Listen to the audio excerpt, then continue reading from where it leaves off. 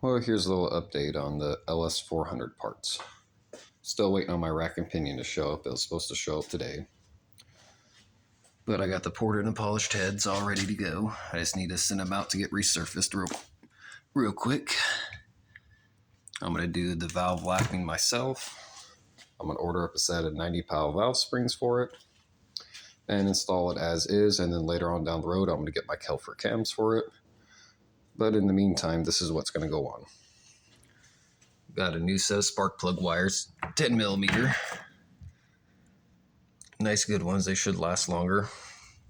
New cap, new rotor, set of coil packs that are 60,000 volts where the factory ones are 15 to 20,000 on primary. Secondary goes up to 35, where those are 25 to 35 primary. Secondary goes all the way up to 65,000 volts. So should have a little bit more oomph for its spark with the ported and polished heads. And then these are the bushings for the rear control arms. My Heim joints for the outer tie rod ends, because I have bump steer 7-star ones. My buddy Ryan made them. Power steering pump. And I'm just waiting for the rack. Hopefully it shows up tomorrow. And I'm ordering a timing belt water pump kit that comes with everything for the front end of the engine. And then I'm going to order a top end kit that's going to come with valve cover gaskets, the whole intake manifold gaskets, basically everything on the top end, throttle body, EGR. Then it's also going to come with head bolts and head gaskets. The kit comes with graphite gaskets, which I'm still debating on using graphite gaskets on this, or getting a set of multi-layer head gaskets and having these decked down quite a ways to bump up my compression to 11.5, which is very feasible.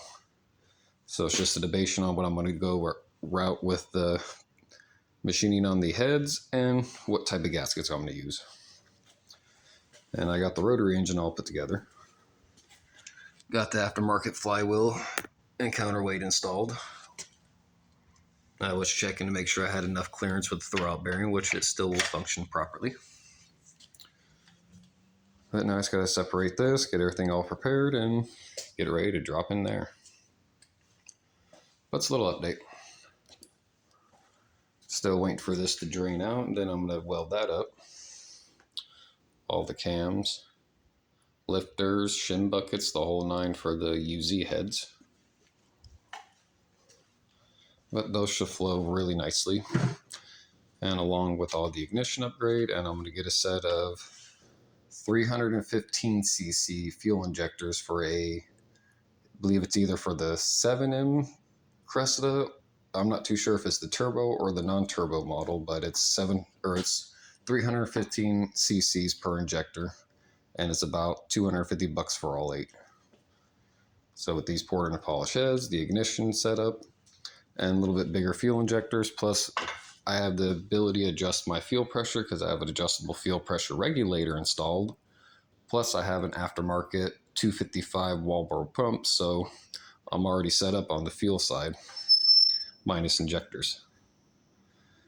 But it's a little update of what's going on.